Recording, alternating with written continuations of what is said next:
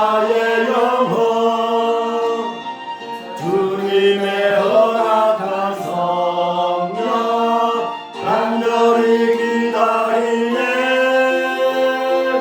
가물함의 마른 땅에 단비를 내리시던 성령의 단비를 부어 새 생명 주옵소서. 반가운 빗소리 들려 산천이 춤을 추네. 비로 내리는 성령 내게로 주옵소서.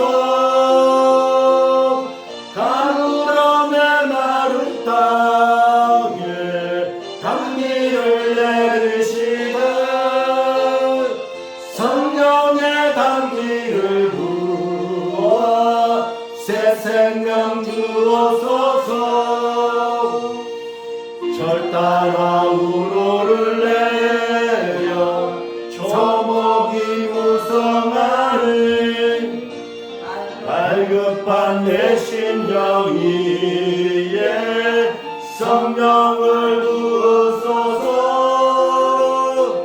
가물함의 마른 땅에 단비를 내리시되 성령의 단비를 부어 새 생명 주옵소서. 참되신 사랑의 언약 어길 수 있사오랴. 오늘의 흡족한 은혜 주실 줄 믿습니다. 가물함의 마른 땅에 단비를 내리시되 성령의 단비를 부어 새 생명 주옵소서. 아멘. 이 시간에는 성령을 선물로 받으리니 라는 말씀의 제목을 가지고 우리에게 성령의 말씀, 능력의 말씀, 은혜의 말씀을 선포해 주신 우리 목사님 오시기에 다 같이 오른손으로 할렐루야로 환영해 주시면 감사하겠습니다. 할렐루야. 할렐루야.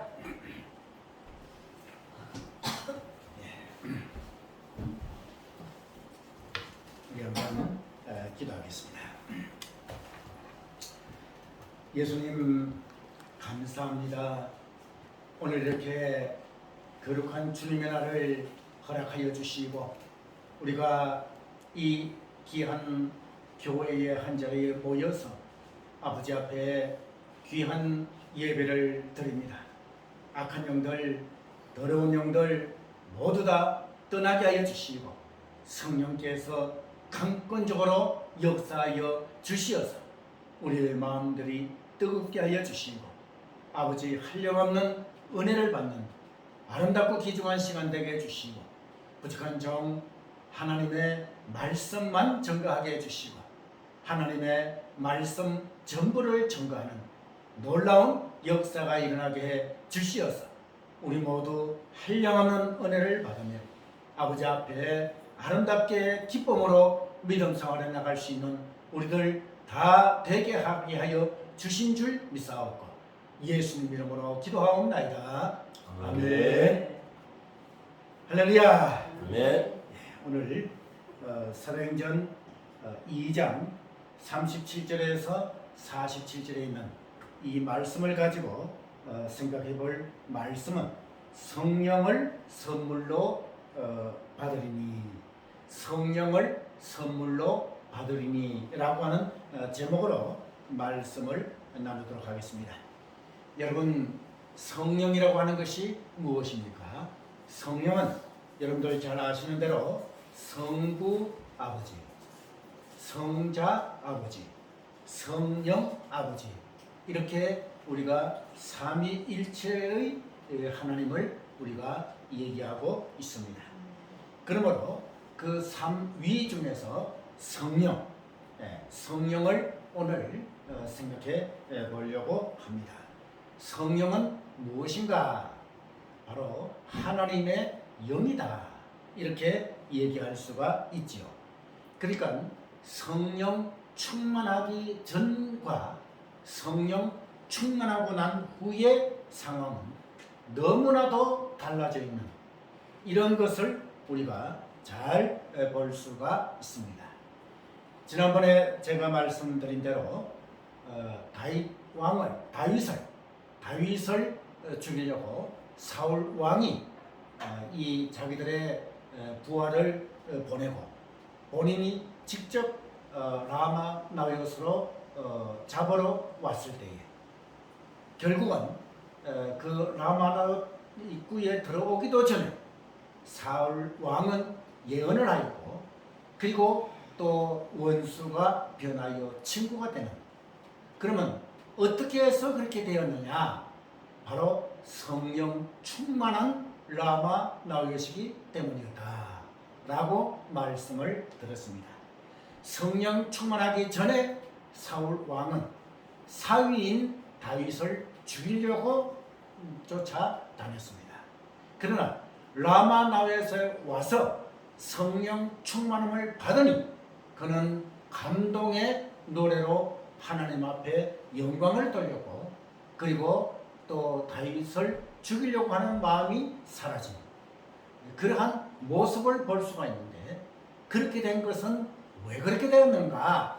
바로 성령 충만했기 때문이다 라고 하는 얘기인 것입니다. 그러면 오늘 본문을 여러분들 보실 것 같으면 먼저 37절 말씀을 보시기를 바랍니다. 저희가 이 말을 듣고 마음에 찔려 베드로와 다른 사도들에게 물어 가로되 형제들아 우리가 어찌할꼬 하거늘. 자, 여기에서 이 말씀의 그 배경을 우리가 잠시 살펴볼 것 같으면 사도행전 2장 1절서부터 3절 4절 계속해서 볼 것 같으면 거기에 마가 요한의 다락방에 120여 명이 모여가지고 합심으로 통성으로 기도하는 그러한 사건이다 그 말이에요. 작년 10월 달에 제가 예루살렘을 성지순례한 기억이 있지요.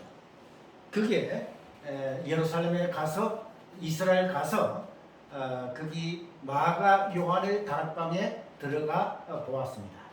장소도 참으로 넓고 또 거기에서 성령 강림의 역사가 일어났다고 생각하니 정말 가슴이 뜨거워지는 그러한 체험도 한 것을 제가 알 수가 있습니다.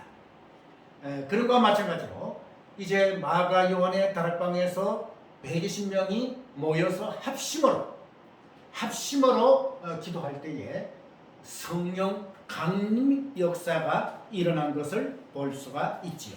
여러분들 2장 1절 말씀을 보실 것 같으면 오순절날이 이미 이름에 저희가 다같이 한 곳에 모였더니 홀련히 하늘로부터 급하고 강한 바람 같은 소리가 있어 저희 앉은 온 집에 가득하며 불의 혀같이 갈라지는 것이 저희에게 보여 각 사람 위에 임하여 있더니 저희가 다 성령의 충만함을 받고 성령이 말하게 하심을 따라 다른 방언으로 말하기를 시작하니라. 할렐루야. 아멘. 이 말씀을 볼 것 같으면 성령 충만은 어떠할 때에 성령 충만이 되느냐? 다시 말해서 성령께서 강타하시는가? 그것은 바로 여러 사람이 모여가지고 합심으로 기도할 때, 통성으로 기도할 때 성령께서 강타하신다고 말이죠. 그러면 성령께서 강타하시고 난 후에 어떠한 일들이 벌어지는가? 저희가 성령 충만함을 받고 성령이 말하게 하심을 따라 다른 방언으로 말하기를 시작하니라. 자, 그때 당시에 자기들이 말하는 그 말이 있지요. 그 이스라엘 나라에서 말하는 말이 있다고 말이에요. 그런데 성령 충만함을 받고 난 후에 어떻게 되었는가? 그게 볼 것 같으면 뭡니까? 성령이 말하게 하심을 따라 다른 방언으로 말하기를 시작하니라. 그러니까 이스라엘 나라 말로 얘기하는 것이 아니라 성령 충만함 받고 난 뒤에는 다른 방언으로 얘기를 했다. 어떤 사람은 이런 방언으로, 또 어떤 사람은 저런 방언으로 등등 그렇게 기적의 역사가 일어난 것을 볼 수가 있습니다. 그러면 하나님께서는 어찌하여 이러한 역사를 이루게 하셨는가? 여기에 모인 120명의 귀한 이 성도들은 바로 이제 각 나라로 흩어져 가지고 복음을 전파해야지 되는데, 그때에 이스라엘 나라 말로만 복음을 전거할 수가 없다고 말이에요. 그렇기 때문에 각 나라 방언으로 말을 하게 만들었다. 그러니까 성령 충만하니 각 나라 방언으로 이렇게 얘기를 할 수 있는 기적이 일어난, 이러한 것을 볼 수 있는 것을 알 수가 있습니다. 그러면 여러분들 성령 충만 받는 방법이 무엇인가? 조금 전에 말씀드린 대로 사도행전 1장 14절 말씀대로 마음을 같이하여 전혀 기도에 힘쓰리라. 마음을 같이하여 전혀 기도에 힘쓰리라. 이렇게 힘쓰니까 어떻게 됐다고요? 성령께서 강타하셨다. 할렐루야. 아멘. 성령 충만하셨다. 할렐루야. 아멘. 자, 이런 놀라운 역사가 일어난 것을 볼 수가 있습니다. 좀 전에 말씀드린 대로 구약 시대에도 성령 충만의 역사가 일어났지요. 그것은 왜 그렇습니까? 기도하는 사무엘 선지자, 기도하는 사무엘 선지자 밑에 있는 사무엘 선지자 생도들, 그러니까 기도하는 사무엘, 기도하는 선지 생도가 있었기 때문에 라마나요 전체가 성령 충만하였다.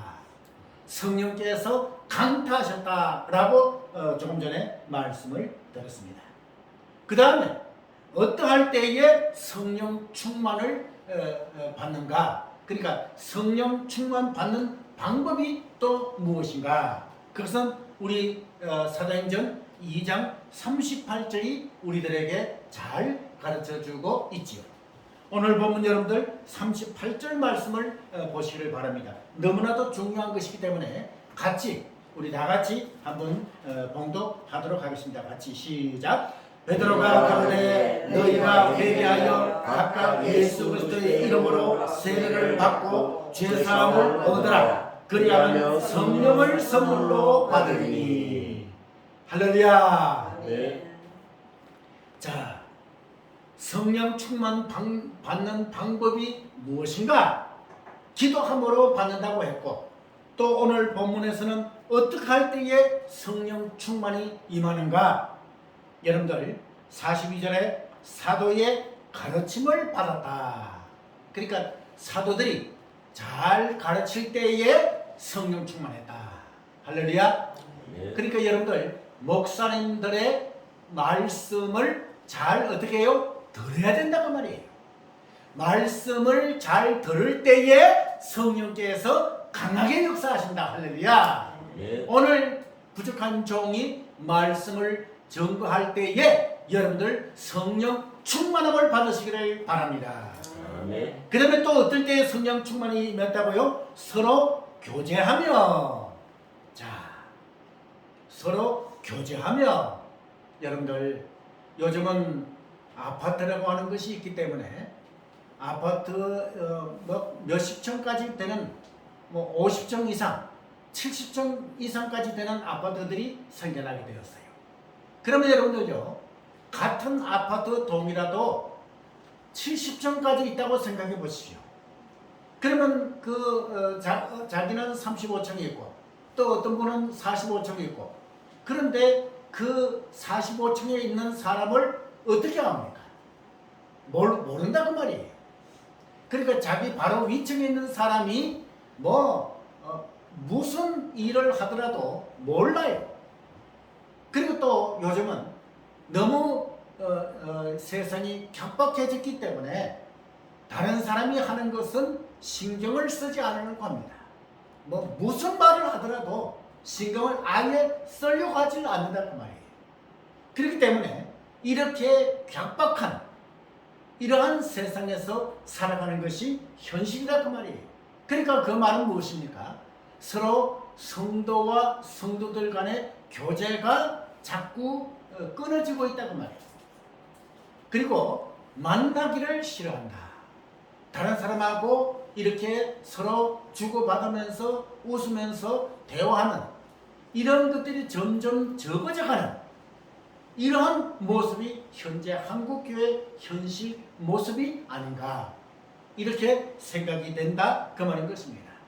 그렇기 때문에 여러분들은 이렇게 교회 나와서 예배드리고 가고 예배드리고 가고 그렇게 하는 것보다 서로 연락하고 서로 평일날도 만나서 기쁨으로 교제 나누고 서로 물건이 있으면 서로 나누어서 같이 나누어 먹고 또 나누고 이렇게 할 때에 이것이 바로 성도의 교제다 그 말이에요. 그러니까 이렇게 성도들 간의 교제를 나눌 때에 성령께서 충만하게 역사하신다. 할렐루야. 예. 우리 은혜로운 교회 성도들은 교제를 나누는 그러한 여러분들 되시기를 바랍니다. 그 다음에 또 뭐예요? 떡을 떼며 다시 말해서 떡을 뗄 때에 성령께서 충만하셨다. 할렐루야. 그러면 여기에서 떡을 떼며라고 하는 얘기는 무엇인가? 초대교회 당시 제가 교회사를 전공했잖아요. 그리고 대신대에서 교회사를 가르쳤잖아요. 그러면 여기에서 떡을 떼며라고 하는 얘기는 바로 초대교회 당시에는 애찬이라고 하는 것이 있어요. 애찬이라고 하는 것이 뭐냐? 이것은 바로 집집마다 다니면서 성도들과 같이 교제를 나누면서 오늘은 이 집에 또 다른 날은 이 집에 다니면서 서로 거기에서 음식을 맛있게 만들어서 서로 나누어서 떡도 만들고 그리고 음식도 만들어 가지고 거기에서 서로 떡을 떼면서 교제하는 이런 것이 바로 애찬이다 그 말이에요. 근데 이 애찬이 초대교회를 지나면서 여러 가지 부작용이 있기 때문에 이 애찬이라고 하는 것이 없어졌고 그 다음에 성찬만 남아있는 그러니까 오늘날까지 전해지는 그런 것은 성찬식을 우리가 교회에서 한다는 말이에요. 그러니까 애찬은 초대교회 당시에 조금 지나면서 스스로 없어진 그러한 모습인데 오늘 본문에 나오는 이것은 바로 애찬을 말하는 것입니다. 다시 말해서 성도들과의 교제를 나누면서 떡을 서로 떼며 나눌 때에 성령께서 강하게 역사하셨다. 할렐루야. 그러므로 우리도 이렇게 음식을 만들어서 서로 나누는 이러한 가운데에서 뭐예요? 바로 성령께서 충만하게 임하신다. 그러니까 우리 성도 중에서 이런 말을 하지요. 야, 교회 가서 먹는 밥이 왜 이렇게 맛있는가? 그 이유가 있죠. 바로 성령 충만하기 때문이다 그 말이에요. 할렐루야. 그렇기 때문에 이렇게 떡을 뗄 때에 교제 나눌 때에 성령께서 충만하게 임하신다. 그 다음에 기도하기를 전혀 힘쓸 때에 성령 충만이 임한다고 하는 것은 조금 전에 말씀을 드렸다고 하는 것입니다. 자, 이렇게 여러 가지 일들을 함으로 말미암아 초대교회 당시에는 뭐예요? 성령 충만함이 임했다. 그리고 여러분들 사도행전 2장 1절에서 4절에 있는 이 말씀을 볼 것 같으면 성령께서 강하게 역사하신 것을 볼 수가 있죠. 어떻게 역사했습니까? 불의 혀같이 갈라지는 역사가 일어났다. 이런 역사가 일어나고 성령 강림의 역사가 일어난 것을 볼 수 있어요. 그러면 성령 충만, 성령께서 강타하시고 난 후에 뭐예요? 초대교회 당시에 바로 교회가 탄생되었다. 이런 것입니다. 예수님께서 부활하시기 직전에 어떤 말씀을 하셨습니까? 내가 하늘나라로 성천을 하게 되면 보혜사 성령을 보내리니 이렇게 말씀하셨죠. 그렇기 때문에 예수님께서 부활하시고 성천하시고 그리고 성령께서 임하셨다고 말이에요. 성령께서 임하셔서 바로 강타하심으로 말미암아 교회가 탄생되는 이러한 놀라운 역사가 일어난 것을 볼 수가 있습니다. 그렇다면 제가 초대교회사를 강의하면서 여러 차례 제자들에게 말씀을 주었는데 그러면 초대교회 당시에 성령 충만 받고 난 후에 일어난 일들은 어떠한 일들이 벌어졌는가? 어떠한 일들이 일어났는가? 여러분들 거기 2장 뭡니까? 1절에서 4절이 지나고 5절에서 36절까지의 그 내용을 볼 것 같으면 여러분들 그 12제자가 이 120문도와 같이 합심으로 기도할 때에 같이 12제자도 있었다 그 말이에요. 그렇기 때문에 12제자와 다른 제자들, 그 다른 제자들은 성도들을 말하죠. 그 성도들이 이렇게 합심으로 기도해가지고 성령께서 강타하시니 누가 등장이 됩니까? 바로 제자 중에 제자라고 할 수 있는, 그러니까 예수님의 수지자가 누굽니까? 베드로, 야고보, 요한. 이렇게 예수님의 수지자가 있고 그 다음에 또 예수님의 12제자가 있다고 말이에요. 12제자 중에 수제자 3명이 있고 그 수제자 3명 중에 수제자가 누구냐? 베드로다고 말이에요. 그 베드로가 성령 충만함을 받고 어떻게 해요? 그 모인 많은 사람들에게 그리고 길거리 나가가지고 외쳤다고 말이에요. 복음을 전거했다고 말이에요. 그럴 때에 어찌할꼬 하면서 통에 자복하는 이러한 일들이 일어난 이러한 것을 볼 수 있다고 말이에요. 그래서 여러분들 37절 말씀에 베드로가 전거하는 복음을 듣고 수많은 사람들이 어떻게 했습니까? 저희가 이 말을 듣고 만에 찔려 베드로와 다른 사도들에게 물어가로되 형제들아 우리가 어찌할꼬 하거늘. 자 여러분들요, 여기에서 베드로가 등장이 됩니다. 여러분 베드로는 참 아주 재미있는 사람이에요. 어떻다고요? 베드로는요 성경에 볼 것 같으면 일자 무식 베드로예요. 다시 말해서 난 놓고 기억자도 모르는 듯 그러한 베드로다고 말이에요. 무식하다고 말이에요. 그런데 무식한 것으로 끝나는 것이 아니고 거기에다가 다혈질적이에요. 그렇기 때문에 여러분들 다혈질적인 사람 볼 것 같으면 기분 좋을 때는 한없이 기분 좋다가 조금 있다가 또 기분이 상하면 한없이 화를 내고 종잡을 수 없는 사람을 다혈질적이다 이렇게 얘기하죠. 그리고 이 베드로는 뭐예요? 겁이 많아요. 그리고 또 베드로는 뭐예요? 잠이 많아요. 이런 베드로 무식하고 다혈질적이고 그리고 실수가 많고 이런 베드로다 그 말이에요. 그런데 놀라운 사실이 발견이 되었다 그 말이에요. 그것은 조금 전에 말씀드린 대로 120명이 마가 요한의 다락방에서 모여서 합심으로 기도할 때에 성령께서 강타하신 사건이 일어났는데 이럴 때에 베드로는 성령 충만함을 받았다. 그러면 베드로가 성령 충만 받기 전에 베드로가 성령 충만 받고 난 후에 베드로는 완전히 120도, 180도 달라져 있는 이러한 베드로를 여기서 볼 수가 있다고 하는 것입니다. 그렇기 때문에 여러분들 베드로가 복음을 전가하다가 이제 악당들에 의해서 갇히기도 하지요. 종교적인 지도자들에 의해서 갇히기도 하지요. 감옥에 갇히기도 하지요. 그런 것을 무릅쓰고 담대하게 복음을 전가한 이러한 자가 바로 베드로인 것을 볼 수가 있다고 하는 것입니다.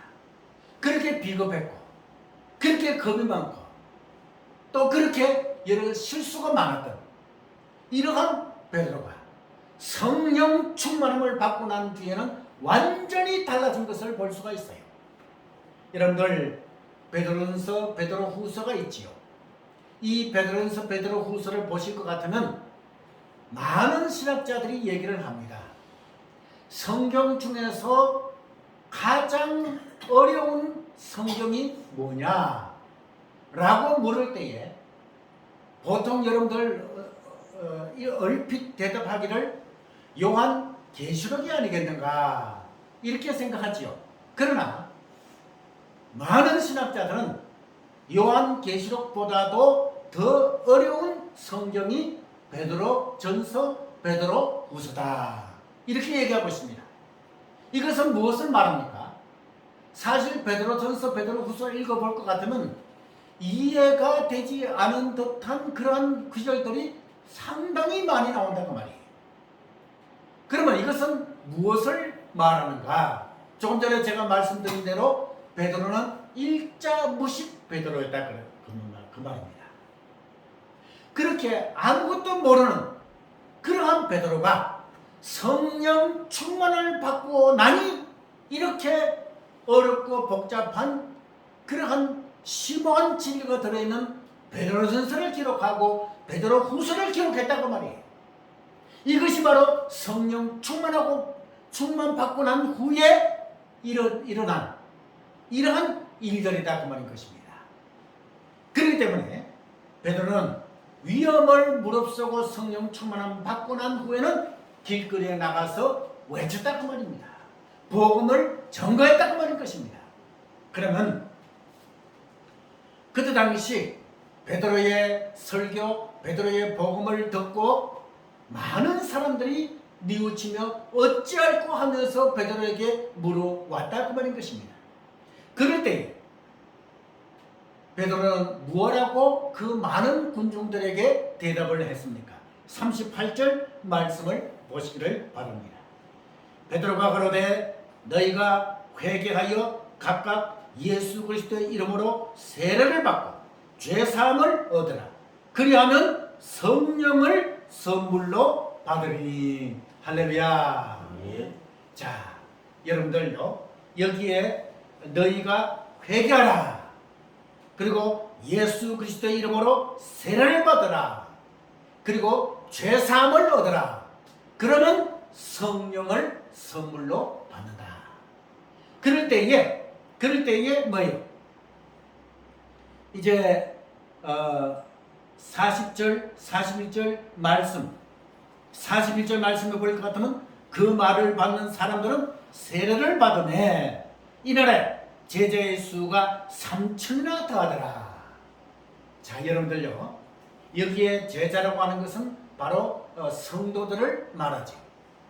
그리고 3천이나 더하더라. 그러니까 하루에 베드로가 전거한 복음을 듣고 예수님을 영접하고 세례를 받은 자가 하루에 3천 명이 넘었다. 할렐루야. 네. 이것이 바로 성령에 의한 기적이 아니고 또 무엇이겠는가? 그렇다면 성령 충만함 받고 난 후에 초대교회 당시에 어떠한 일들이 일어났는가? 여러분들 본문 43절 말씀을 보시길 바랍니다. 그게 어떤 일들이 일어났습니까? 기사와 표적이 일어났다. 이건 바로 기적이 일어난 것을 볼 수가 있지요. 그러니까 베드로가 성령 충만함 받고 난 뒤에는 안수하면 뭐예요? 안전병기가 일어나고 죽은 자가 살아나고 각색 병든 자들이 치유함 받는 이러한 역사가 성령 충만함 받고 난 뒤에 일어난 것을 우리는 이 본문을 통해서 알 수 있다 그 말인 것입니다. 그러니까 성령 충만함 받고 난 뒤에는 뭐예요? 신유연서도 받고 예언연서도 받고 또 영분연서도 받아가지고 이렇게 기적이 일어난 것을 볼 수가 있습니다. 그 다음에 44절 말씀에 볼 것 같으면 어떤 일들이 일어났는가? 모든 물건을 서로 통용하였다. 자, 모든 물건을 서로 통용하였다. 그러니까 어떤 집에는 이 물건이 없으면 또 물건이 다른 집에 있으면 그 물건을 서로 도와주고 서로 나누고 공유하는 그러한 통용하였다. 어떤 신학자는 이것을 갖다가 이것이 공산주의의 전형이다 이렇게 얘기하는 그것은 아니다 그 말이에요. 공산주의하고는 근본이 다른 이러한 것을 볼 수가 있습니다. 그 다음에 어떠한 일들이 일어나는가 45절 말씀을 보실 것 같으면 재산과 소유를 팔아 각 사람에게 나눠주고 여러분 성령 충만한 받고 난 뒤에는 욕심이 사라졌습니다. 그리고 이기심이 사라졌습니다. 재산과 소유를 팔아가지고 가난한 사람들에게 또 각 사람들에게 나눠주는 이러한 기적적인 일들이 계속해서 일어난 것을 볼 수가 있죠. 그 다음에 46절에 어떠한 변화가 일어났는가? 마음을 같이 하였다. 여러분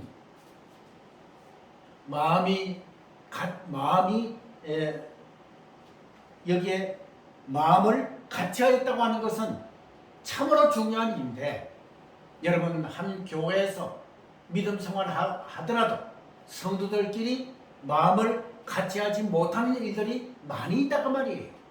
그래가지고 권사와 집사, 집사와 집사, 집사와 장로 이런 사람들이 서로 마음이 같지 않기 때문에 서로 다투는 이러한 일들이 현대 교회에서도 많이 일어나는 것을 볼 수가 있어요. 그렇기 때문에 성령 충만함 받고 난 후에 어떠한 일들이 일어나는가? 마음을 같이 하는, 마음을 모두는, 마음을 같이 하는 이러한 기적이 일어났다. 또 어떤 일들이 일어났습니까? 46절 말씀에 성전에 모이기를 힘썼다. 할렐루야. 자, 여러분들요. 우리 은혜로운 교회는 모이는 교회입니다. 그러니까 주일날 모여야지 된다고 말이에요. 각 가정에 흩어 있다가 주일날 되면 어김없이 모여든다고 하는 것입니다. 이것이 성령 충만함 받고 난 후에 일어났다고 말이에요. 그러므로 우리 은혜로운 교회는 뭐예요?